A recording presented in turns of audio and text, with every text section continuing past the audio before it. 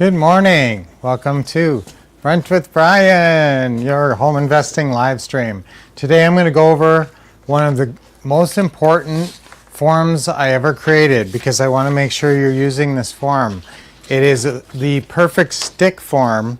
There's a stick campaign, or there's such a thing as this helps you make the deal stick. Okay, so it's actually a really good component in the deal. We call it our seller congratulations letter, and I'm going to go through that with you and show you when and how to use it and what it says on it and how effective it will make you in your business.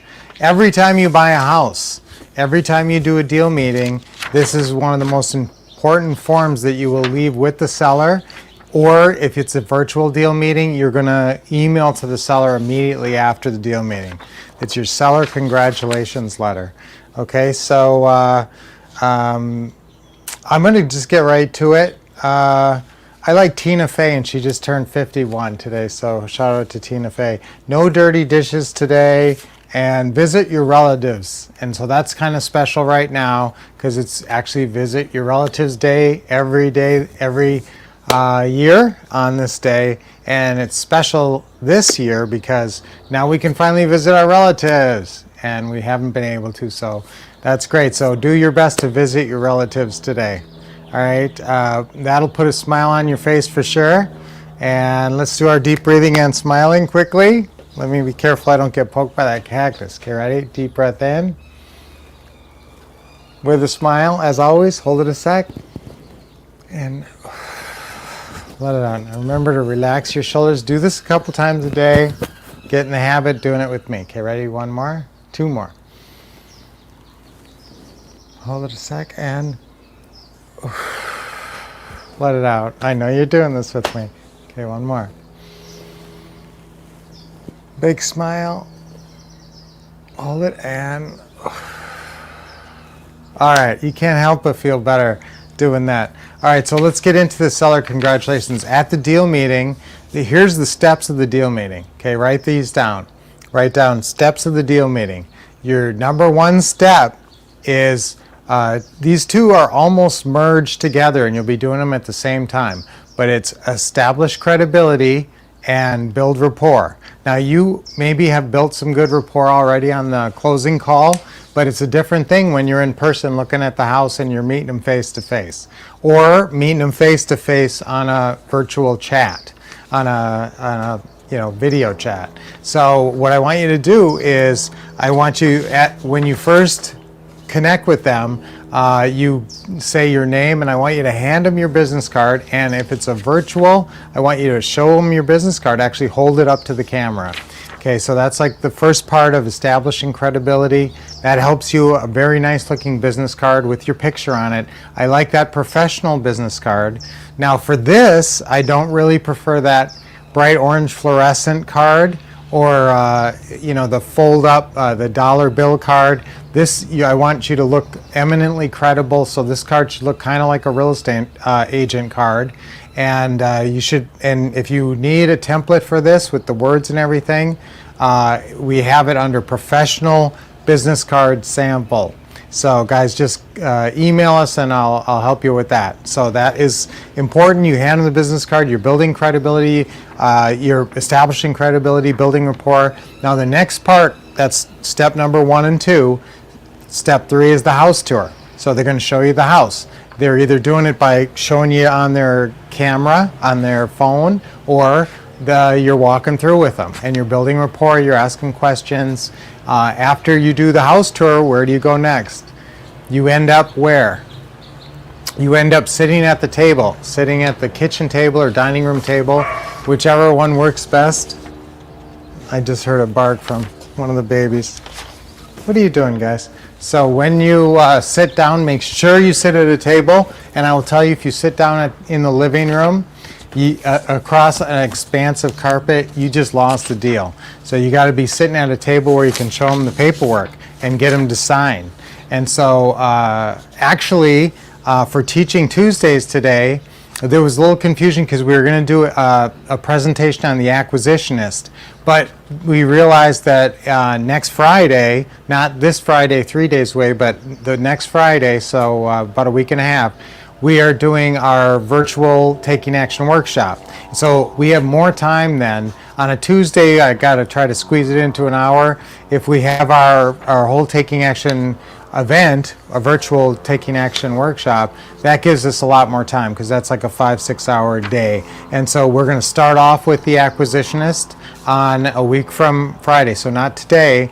Today, actually, I was thinking about going over the paperwork, and I was talking about this today, but there's a lot of paperwork, and I can sort of talk about the deal meeting in terms of the paperwork, but the paperwork, you know, if I say paperwork and you groan and you think, oh, it's boring, I think paperwork is the most exciting part of the deal. Okay, I absolutely believe that paperwork is that when I get to the paperwork stage, and I love to do the paperwork, and I think I get very excited when there's paperwork to fill out because it means we've negotiated a deal to the point where we're at least making an offer, we're putting, you know, numbers on paper, and sometimes it's pretty serious. We've already most of these numbers are agreed upon already. Sometimes it's pretty solid, and sometimes it's a little bit more you know, make me an offer and we're working on it, and less has been figured out. But regardless, after you sit down at the table, so again, establish credibility, build rapport, step 2. Step 3 is house tour. Step 4 is what? Sign the paperwork. Okay, sign the agreements. So you've got several agreements. Obviously, with the seller, you're going to be signing a standard purchase and sale agreement, hopefully, if you're buying it, or a lease with option agreement if you're sandwich lease purchasing it. And even no matter that, it's one of those two. Okay, even if you're buying it for cash or doing an option deal, you're still using our standard purchase and sale agreement. You're not using an option agreement, or you could use an option agreement, but we like to use a standard purchase and sale agreement and just write 90 days on there. All right, so at the point at which you're completing the paperwork, you're, remember, sitting at a table, and make sure they're sitting in their spot. And after you complete the paperwork, then this is the last step. Usually it was just after that, goodbye. Nice doing the deal with you. Okay, now what do you do now when you're done with the paperwork? Okay, there's 2 things that I want you to do. I want you to take over their Zillow and Nextdoor listings. Okay, obviously, you know, 10 years ago we didn't do this. So make sure, and I want you to do it before you leave, because otherwise you're going to be chasing them down, and it's way easier to just get it done on the spot. Plus, that's a really good stick campaign. It really makes them feel like the deal is done, and this is a done deal when they turn over the Nextdoor and the Zillow listings to you. In addition, what else do we do for our stick campaign? We give them the seller congratulations letter. Okay, and I love this letter. This is a form I created because we would have people just feeling like, okay, I just signed everything. And a lot of times, guys, back in the old days, it's not like you had a Xerox machine with you. You would just have them sign all the papers, and you know, before there was pictures on phones. Now you can just take a picture of everything on your phone to basically have a copy. You can use Genius Scan if you want to like do the scan thing. You can do Genius Scan is a good app. You can refer it to people. Now you can do that.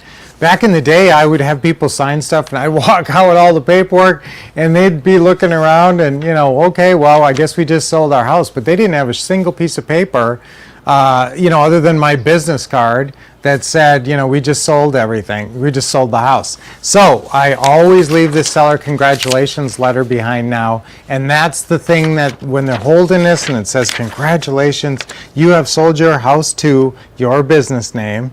Now we'll devote ourselves to making sure everything goes as smoothly and quickly as possible. In order to do so, we require a few items from you. So there's 7 items on this list that I want you to collect from them. If you can, get them right then, but if you can't, you know, they're going to collect these things. But you know, some of these things are a little bit, number 1 is the most recent statement for the first mortgage of the house. Now remember, if you're taking over a mortgage, you'd like to know as close as possible and you know what, if they want to pull it up on the computer and show it to you as of today, that's fine too. But I want to see that, I'd like to get physically a statement from the mortgage. It's got all the numbers on it and everything, and it tells you accurately what the payment is, how much the taxes, everything's broken down on there, and the current balance, which is the most important thing. If you're buying a house subject to, that's what you're paying. So obviously that's important. Number 2 is any paperwork from any other mortgages or liens. They might have, people have like a $30,000 second mortgage to a solar panel company or something, or other pool companies will attach a mortgage for to build the pool for a loan there. So there might be some other liens, or there might be a true second mortgage, a line of credit or something like that. So you want to get the paperwork on that. Number 3, you want to get the homeowner's insurance policy statement, including their name and the account number, because you're going to be changing it and you got to get a hold of these people. You need the most recent statement from the HOA, Homeowners Association, if there is one, with the account number. Number 5 is the most recent statements from the utilities, electric, water, sewer, gas, trash, all that stuff. A lot of times that's merged together, water and trash and like that. But whatever utilities they're paying every month, it's nice to get those. But you know what? That's one of those where, you could live without that. But if they have them, it's nice. Number 6, if they have any records from past work done, repairs, if they had somebody come out and put a deck on the back, it'd be nice to kind of see the paperwork. Or if they have a jacuzzi, they have any kind of paperwork on that, repairs, any warranties, anything like that on the appliances. If you're taking the appliances, any kind of appliance warranties, information like that is good to have. Number 7, at least one house key. If there's a pool key or community area key for that, and a mail key if they have a mailbox that opens with a key. So all the keys. So you wouldn't think of all these things. So that's why you also have this. This is to help you collect the stuff you need and to make them feel like, yes, I definitely sold the house. I wrote this form myself, like I do all my forms. When you go in the what to say and what to do, I just added a new form. So there's 25 forms in there in the forms section of the what to say and what to do system, and these forms are gold. So this is just another one of them that you should be using on every deal, for every deal meeting. Okay, so that wraps it up for today, guys. For Teaching Tuesday, I believe we are going to do paperwork. We're going to go, and yes, that's the most exciting thing. You need to be able to fill out this paperwork this summer, because you're going to go out and do a bunch of deals. So I'm going to go through the paperwork to make sure you know what you're doing. And I am telling you right now that even some of our most experienced students, I see some of their paperwork and it's wrong. So seriously, guys, I really need you here on this one. And it won't be boring. I promise I will not bore you with this. You'll really learn how to do the paperwork. And like I said, that's the most exciting part of the deal, because that's when it's all coming to fruition. It's all coming together. I love it when a deal comes together. So catch me in about, about 7 hours and 17 minutes for our wonderful Teaching Tuesdays conference call. And so we'll send out the information in a little bit on that. And so we'll see you there. And always we're here with me on Brunch with Brian. So until I see you next time, keep expecting success and getting awesome training and taking lots of action.